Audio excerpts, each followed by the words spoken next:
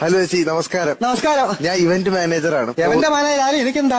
അല്ല, അതല്ല, പോകുന്നതിന് മുന്നേ നമുക്കൊരു വ്ളോഗൊക്കെ ചെയ്യണം കേട്ടോ.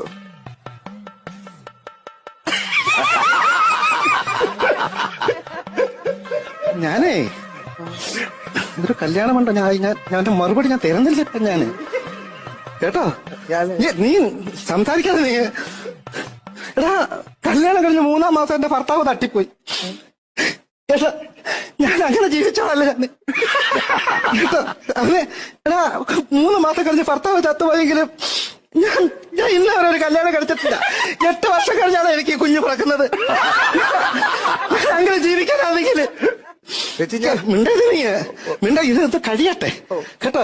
പിന്നെ നിന്റെ പരിപാടിയൊക്കെ കാണുന്നോണ്ട് ഞാൻ നിന്നെ ഒന്നും, നിങ്ങൾക്കറിയാവോ, നിങ്ങൾക്ക് ചിലപ്പോൾ മനസ്സിലാക്കി കാണത്തില്ല സാറേ. ഇവിടെ തൊപ്പി ചേരാത്ത കേരളത്തിൽ 2 പേരേ ഉള്ളൂ. ഒന്ന് ശിക്കാരി ശംഭു